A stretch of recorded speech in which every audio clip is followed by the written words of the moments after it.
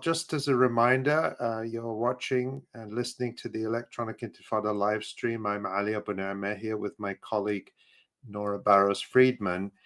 And of course, Israel could not perpetrate its ongoing wars of extermination in Palestine and Lebanon and its attacks beyond, whether it's in Iran or Yemen, without a global supply chain to import weapons and other material needed by its genocidal army. One major link in this supply chain is the Denmark-based container shipping company Maersk. It's the world's second largest logistics firm by number of ships and by cargo capacity. And I'm sure that you've probably seen shipping containers with the Maersk name on them traveling on highways, freight trains, or in ports pretty much all over the world. From September 2023 to September 2024, Maersk has shipped significant quantities of military goods to the Israeli Ministry of Defense from the United States, a total of some 2,000 shipments. And these include hulls, engines, and specialized parts for armored personnel carriers and tactical vehicles, as well as parts for aircraft and artillery. Maersk's role in this deadly trade is documented in a research report authored by the Palestinian Youth Movement as part of the Mask Off Maersk campaign. And joining us now to talk about Maersk and the campaign to pressure the company to end its complicity in the Israeli genocide are Kaleem Hawa and Nas Abdel-Al. Both are organizers with the Palestinian Youth Movement, and Nas is also an information designer at Visualizing Palestine. Kaleem and Nas, we're delighted both of you could join us today on the Electronic Intifada live stream. Thank you so much for having us. Thanks for having us. It's good to have you. Let's start by talking a bit about the report published recently by the Palestinian Youth Movement, laying out the evidence of Maersk's complicity in this genocide. It's a really meticulous and impressive piece of research, I have to say. So just can you kind of give us an overview of the key findings of the report in terms of the types of equipment that Maersk is shipping to Israel? And before you answer, I want to show you this picture from the report and ask you to tell us what it shows, just as a starting point. Yes, thanks, Ali. What we have there in that photo is a Oshkosh long cargo medium tactical vehicle. Essentially, this image shows the Israeli occupation forces taking Palestinian men in Gaza, abducting them, blindfolding them, and stripping them, and carrying them in the beds of one of these Oshkosh tactical vehicles. These vehicles and the armored plates that go on them are shipped by Maersk, the shipping and logistics company, from the United States directly to the Israeli Ministry of Defense. And so this is just one example of the global supply chain that is sustaining this genocide that our report hopes to articulate the research base behind, and therefore move also our people and those who are in solidarity with the Palestinian cause across the world into action. And so just talk about some of the Oshkosh armored vehicle that comes from the United States. What are some of the other types of weapons shipped by Maersk that we know Israel is using in this current genocide? Yes.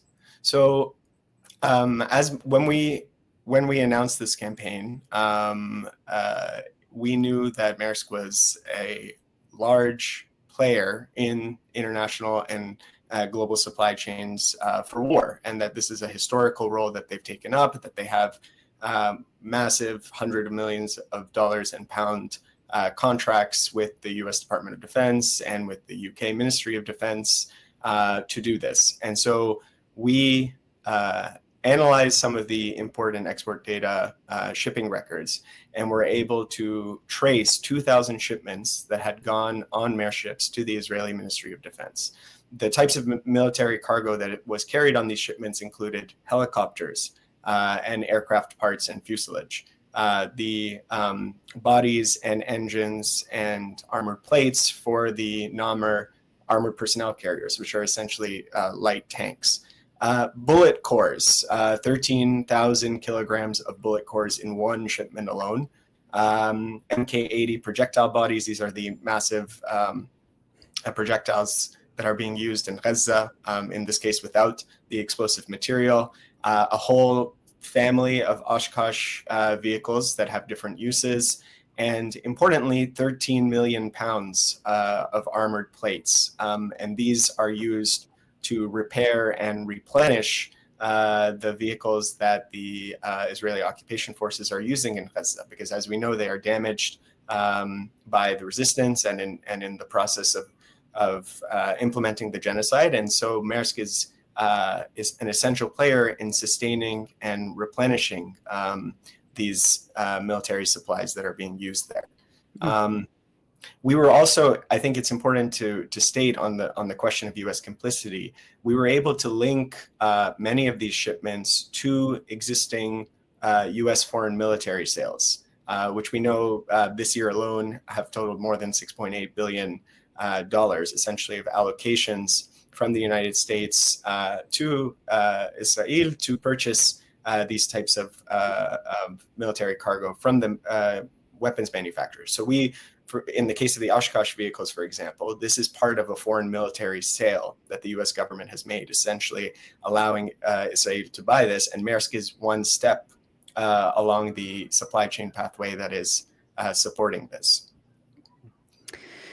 It's astonishing, and this report that you published really lays it out so carefully and clearly. Let's talk about Spain's role in this weapons trade, because Spain is one of a tiny handful of U.S.-aligned countries that has announced that it is suspending any arms trade with Israel, including shipments through its territory. Earlier this month, Spanish authorities refused permission for a Maersk container ship to dock in the port of Algeciras. I can't pronounce this. Algeciras, yes. The Spanish daily El País reported, citing Spanish government officials, that the ship, as well as another Maersk cargo ship due to dock later this month, would not be allowed to stop in Spain because their cargo includes weapons being delivered to Israel. Maersk denied that the cargoes contain, quote, military weapons or ammunition. But talk to us about the role that the Spanish port has been playing in Maersk's transportation of weapons to Israel. And what's your reaction to Spain's decision to block these ships? And you know, if you think this is a serious effort, you know, to block the arms trade, you know, what kind of evidence that Maersk or Israel has been, did you find any evidence that Maersk or Israel has been trying to evade these kinds of restrictions and sanctions? Yeah, I think we can maybe start to answer that question by looking at what Maersk has been saying in its own statements. So, you know, when the campaign was first launched, Maersk released a statement saying that they, you know, carried out human rights due diligence when operating in conflict zones, and they were applying standards and principles to ensure that they do not carry out any shipments of weapons or ammunitions to countries or areas currently involved in armed conflicts or that is subject to an arms embargo. So, you know, this is what they were saying a couple months ago. And now, you know, with the research that we've been able to compile through this report and also other, you know, areas of research, we understand that this is, you know, a complete fabrication. And we know that they are shipping weapons that are being used to commit war crimes in Gaza, and that, in fact, what Maersk does is indispensable to the Israeli war effort. And so there's a couple ways that you can kind of understand their denial. One is that they're, you know, employing a very kind of legalistic and pedantic definition of what constitutes military weapons and ammunitions. So basically saying, we're not shipping completed bombs with explosives inside. We're just shipping, you know, the holes, the parts of the bombs. You know, we're not sending Mk-84 2,000-pound bombs. We're just sending the shells that, you know, 200 pounds of explosives are put into. And of course, you know, the way we understand it, like, that's still a weapon. You know, if you're sending armored personnel carriers, which are basically, they're the same make as a Merkava tank. They're just slightly different. They're sending these armored personnel carriers, they're sending the engines and transmissions that go inside them. And like Kaleem mentioned, most importantly, they're also supplying a tremendous amount of armored plates to repair these vehicles after they're damaged. So, we understand, like, at face value, they're transporting weapons, but also there are general legal principles in humanitarian law and the laws of armed conflict that prohibit aiding and abetting war crimes in various ways. So what Maersk is doing now is unlawful from that perspective, but it's also true from the perspective that we found that they are shipping arms against, even the EU and Spain's own regulations that they've put in place. And I think I can hand it over to Kaleem to talk a bit more about how that has, panned out with the Spain example. Sure. Yeah. So the what we found basically is that these Maersk shipments follow established routes, and in almost all cases, the military cargo that was leaving from the United States, the port in New Jersey and in Houston, by the way, for the American viewers, these ships were traveling across the Atlantic, and they were all pretty much docking in Algeciras, Spain. Where they would unload their cargo, and that cargo would then be picked up by another set of ships that are en route in the Mediterranean and deliver it to Haifa, directly to the Israeli Ministry of Defense. This is important, as was pointed out, because Spain is, I guess, officially on the record with a arms export law that references the EU's common military list, saying that this type of shipment of military cargo to Israel will not be allowed to dock in Spanish ports. And so when this research was released, and through the advocacy efforts of our movement and of the Progressive International, Spain released a statement that they would investigate the shipments, and a few days later identified that the research was in fact correct, that two Maersk container ships in the Atlantic were carrying military cargo headed to the Israeli Ministry of Defense, and they blocked those ships from docking. And so this is a positive development, certainly, but it's going to require maintaining pressure across the various Mediterranean ports and the movement groups that are active there to ensure that this is not a one-off situation. Now we move to the second sort of part of the story, which is because Spain has now enforced this element of their arms embargo, Maersk has adapted to this, and they've rerouted all their ships to Morocco, to the port of Tangier. So now these same ships that were traveling from the United States across the Atlantic have begun to dock in the port of Tangier Med in Morocco. And once again, Maersk ships are coming to pick up the cargo that is being offloaded there and bring it to Israel. As a result of this effort and the work that the pressure that the movements have been putting up, the people of Morocco have begun to push back against the government because of the ways that they're aiding and abetting the genocide. So we've seen mass protests in Tangier by the movement there. We saw several dock workers at the port refuse to unload this cargo, and some of them have resigned from the port operations. People have also been leaking photos of these tactical vehicles at the port, which has caused a great deal of embarrassment for the Moroccan regime, because they are being, I think it's just like highlighting the clear contradiction of these Arab regimes that are purchasing weapons from Israel, shipping consumer goods to Israel, and now we know also willing to allow military cargo to transit through their ports on their way to Israel. And so this is really significant, and there's a lot more to come. I think there's going to be a struggle with regards to Morocco's role in all of this. And the last thing I'll say on this is that we should not forget why these two ports in Spain and in Morocco are so integral to the campaign, which is that They are the two ports that have the greatest ability to allow for what's called transshipment. So basically the offloading of this cargo and allowing it to be picked up by others. So from Maersk's perspective, as a multinational corporation, their access to European markets and their access to the Mediterranean depends on these two ports. Because the container ships that travel across the Atlantic, they drop off the cargo and they continue down the Horn of Africa. So if both Spain and Morocco implement some form of arms embargo, using basically this military cargo as the pressure point, then we believe Maersk, as a multinational corporation, will cease transporting this cargo because they don't want to risk their overall bottom line in Europe and the Mediterranean.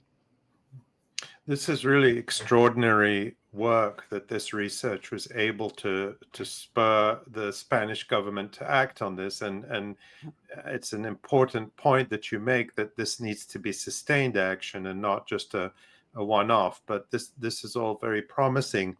And what's striking to me, the details you're giving us, I believe these developments happened since the report was published just a few weeks ago. But even in the report itself, we see sort of the extent to which the web of complicity and genocide really is global. And just one example that stuck out to me is that the engines for the Namer and the Namer armored personnel carriers and the Merkava tanks, and also the Eitan armored personnel carriers that Israel uses in this genocide, are made by a company called MTU America at a plant in South Carolina.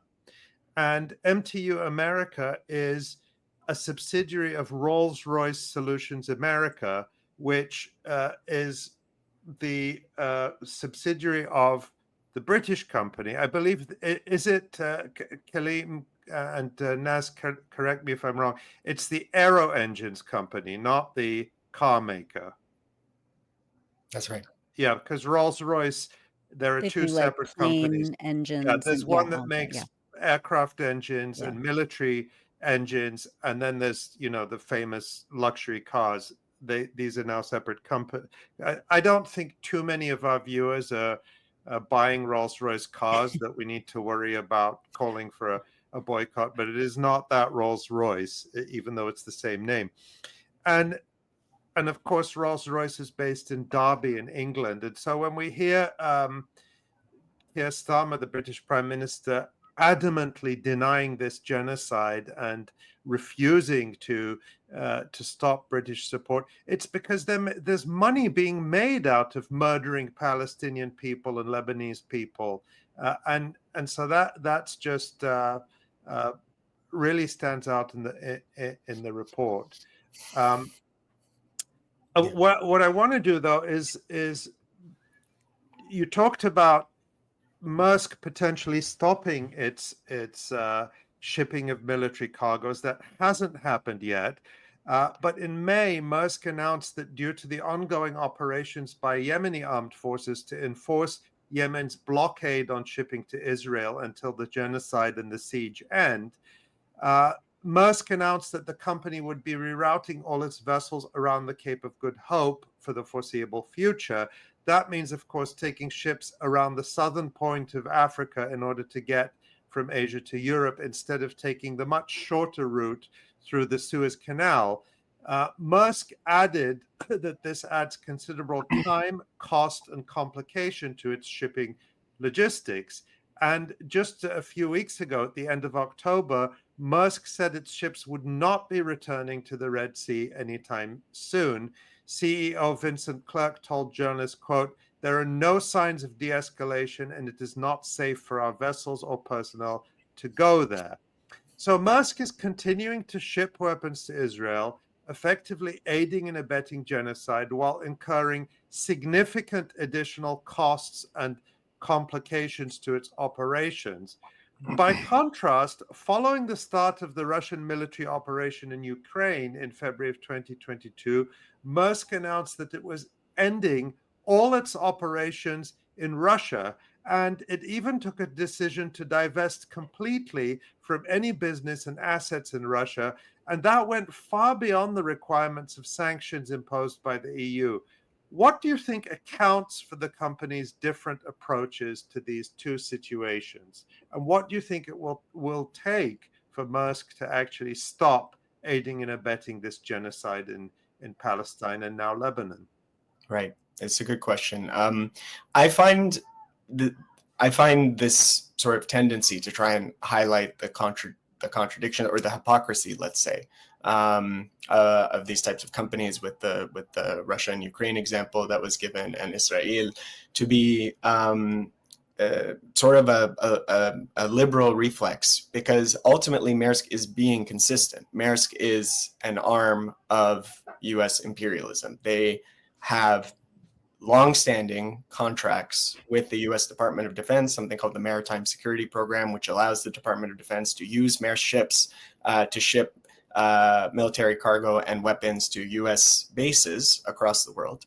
And they also, for the British viewers on the show, they have a similar contract with the UK Defence Ministry called the Airlift Services Framework. It's 130 million pounds. And so to provide logistics and transportation services. And so you have to understand Maersk is deeply imbricated in the imperial project, and they will follow the dominant ideology and preferences of said imperial project. So they are being fully consistent and in line with their interests here. And as you mentioned, Haile, this is it is big business to support and sustain the unbearable mass murder and torture and collective punishment of the Palestinian people in Gaza. We know this.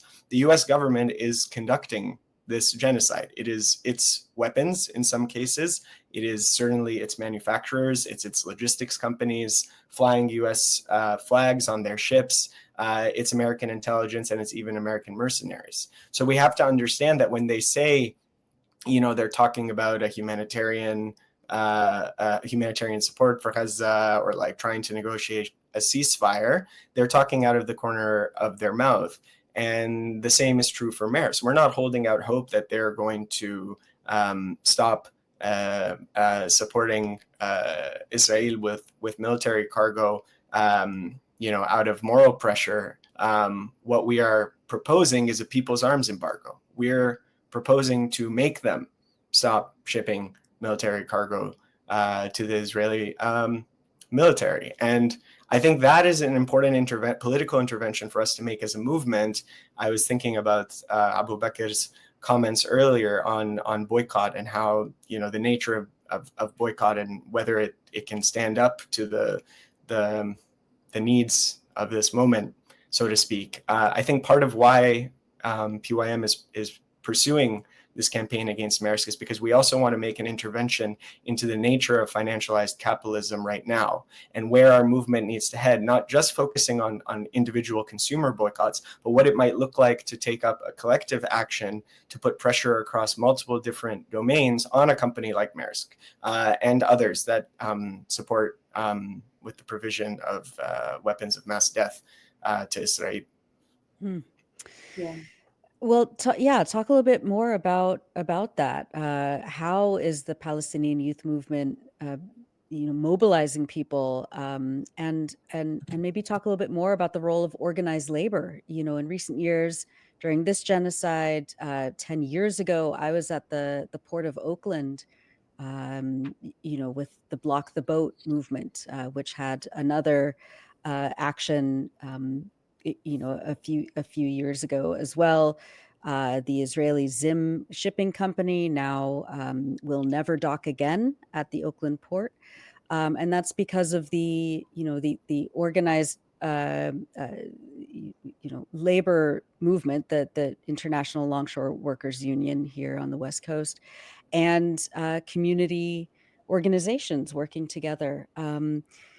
Can you talk about how activists are engaging with organized labor as part of this campaign for, as you said, Kaleem, a people's blockade? Yeah, so I think, a lot of the political and economic incentives that Kaleem laid up helps us to understand why Maersk is acting as a leading partner in this genocide. And I just wanted to take a moment to also, highlight the fact that what we released with this research report is only a fraction of the research that we're working on to understand the full extent of Maersk's complicity in this genocide. So that report focuses specifically on, commercial shipments, so things that are going on commercial vessels from U.S. ports to the Israeli Ministry of Defense and stopping over in the Mediterranean. There's also, as Kaleem mentioned, direct defense transfers that are coming directly from the U.S. Department of Defense and that are coordinated by the Defense Logistics Agency of the U.S. Now, those shipments are much harder to get data on because of the national security nature of these specialized ships within the Maritime Security Program. But we do know that Maersk is the largest shipper within that Department of Defense program. So that is another area of research that we're exploring. Another aspect of research, and one that hopefully our next report will be focusing on, is the way that Maersk is responsible in many cases for shipping weapons components from manufacturers all over the world to the United States, where they're then assembled into completed weapons. So, for example, we'll be looking at F-35 aircraft wing parts, which are produced by Leonardo, which is an arms manufacturer in Italy, and Israel Aerospace Systems, which of course is an Israeli arms manufacturer and is also the arms manufacturer from which Morocco earlier this year signed a $1 billion deal to purchase a spy satellite from, which may provide some insight into how they've been, reacting to the recent developments at the port of Tanger Med. So I just wanted to give sort of a full picture of the scope of complicity. But because Maersk is involved in every aspect of the supply chain, it's bringing weapons from the US to Israel, it's bringing weapons components to the US where they're assembled into weapons. It also means that it's everywhere. It's trains, it's trucks, it's ships. It's a global corporation. It's everywhere in the world. That means opportunities for targeting it are also everywhere. So in terms of the logic of the campaign, like Kaleem said, we're not expecting to make a moral argument to Maersk, and convince them to stop, being a leading partner in this genocide. But the purpose of the campaign is to impose and introduce new costs, whether those costs are legal, reputational, financial, to put enough pressure on Maersk that, as a sort of globally integrated corporation, it tips the scales into, supporting this genocide, transferring arms to Israel is no longer a viable business option.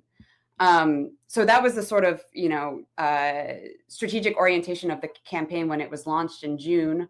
In September of this year, the Palestinian General Federation of Trade Unions put out a statement that asked labor unions to refuse to deal with military shipments to Israel and all military ships and logistics companies. And they highlighted two in particular, Maersk and 𝐓𝐡𝐞, which of course 𝐓𝐡𝐞 is the Israeli cargo shipper, which, as you mentioned, Nora, is, we learned a lot from the recent experiences of the ILWU Local 10 port workers who since 2014 have been blocking 𝐓𝐡𝐞 vessels from docking in the port of Oakland, so over a decade at this point.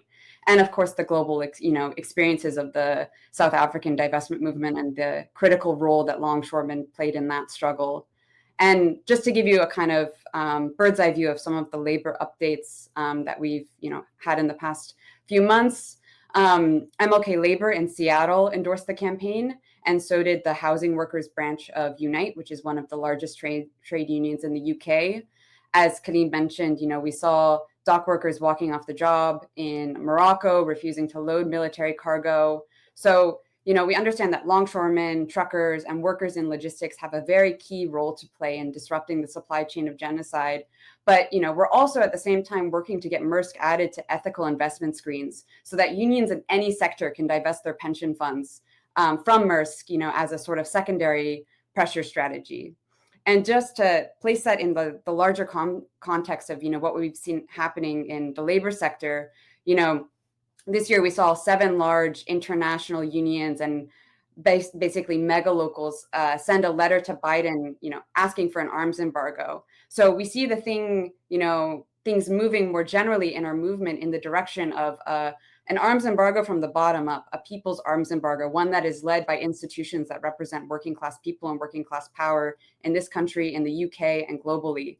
So through this campaign, by identifying Maersk as a key target and by drawing attention and researching its exceptional role in the genocide, we're trying to give people a way to operationalize their commitments to an arms embargo into a strategic pressure strategy that directly can disrupt the flow of military goods to Israel.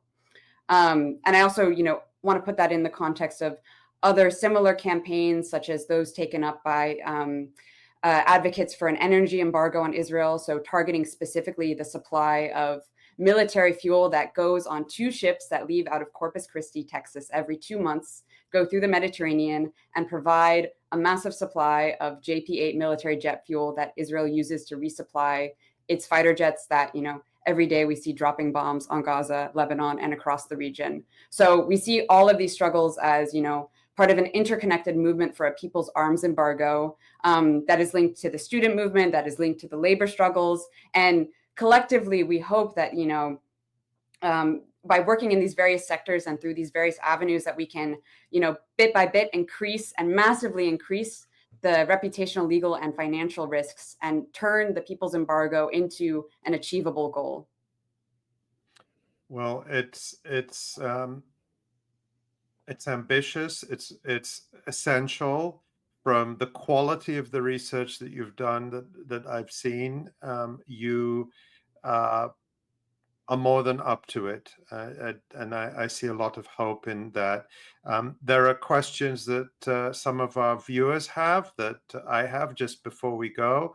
They want to know where they can learn more, specifically where they can read the report we've been talking about, and how they can support this campaign and get involved themselves. Yeah. So, sorry, you want to? No, you go. So I think the first thing that people can do can go to maskoffmaersk.com. That is the sort of landing page for the campaign. That's where we have all of the press releases, all of our current research, where we will be putting our, forthcoming research. There's also on that website a Proton Mail account. So if you work in logistics and you are interested in, giving us information that could perhaps help us with the research that we're undertaking, that would be tremendously helpful. And maybe Kaleem can talk about how to get more involved on the local level. And I'll just say before, sorry to interrupt, Kaleem, Marguerite is asking, because you are called the Palestinian Youth Movement, can old people get involved? I'm also asking for myself too. Yes. Yes, absolutely. Not age restricted, yeah. The Palestinian Youth Movement it's a group of it's a political organization of young Arabs in the diaspora, with chapters all across the world, in the UK and Canada, the United States, and Italy. So if you live in one of those countries, there are local PYM chapters that are taking up this campaign, who can also serve as nodes to connect those who are not Arab or Palestinian to the broader anti-war movement and people's arms embargo movements that are being activated right now in this moment. And I think what I would also say to people is that this is, as much as we are targeting Maersk because of its unique relationship to the defense industry and to the Israeli military, this is also a framework, a logic, let's say, that's much larger than Maersk alone. And we've seen people taking action in their locales against weapons manufacturers, against other logistics companies. And so I would encourage, like, every piece of this puzzle adds to our collective action ceiling as a movement. And so if there isn't an obvious link to Maersk in your locale, there are certainly pieces of the military and weapons supply chain that Israel depends on. And I think this is part of the political intervention that we're trying to make here. I'll end with one thing. We were struck to find a piece of this story that we didn't get the chance to talk about on this call. We were struck to find that just as military cargo goes in to occupied Palestine to support the ethnic cleansing project that is Zionism. There is also the spoils, let's say, of the stolen land, products that are produced in illegal Israeli settlements that are exported from occupied Palestine to the rest of the world. And so this is a bidirectional relationship. These goods that are produced on stolen land are shipped out to the rest of the world on Maersk vessels and on Zim vessels and many others. And so I think we also have to view this as a full system that is sustaining our people's exploitation and ethnic cleansing and mass death in Gaza. And there are ways for us to take the power back as people and take action on this in a lot of different venues. That's all. Well, thank you so much for that. Oh, yeah, go ahead, Ali. Yeah, no, I just wanted to say thank you both. And I see, so in some, check out maerskoffmaersk.com or maerskoffmaersk, Maersk.com. And presumably you'll continue to post updates there. Connect with local groups, maybe connect with the Palestinian Youth Movement in your country or your city. And I saw someone in the comments ask, do small protests matter?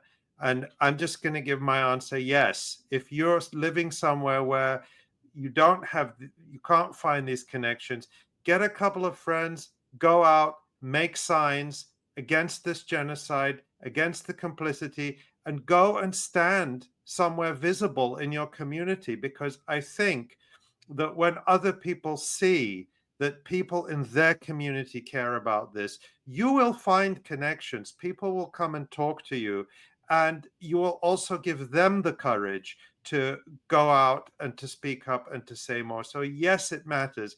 Every form of visibility and protest against this genocide, against the complicity, matters. So please keep it up. Let's remember what Abu Bakr told us. Kaleem, Hawa, and Nas Abdelal, you're both organizers with the Palestinian Youth Movement. You're doing fantastic work, and we're very grateful to have you on the live stream today. And I hope you'll come back soon and update us on this campaign. Thank you so much, Nora, Ali. It was a pleasure. Thank you all. both.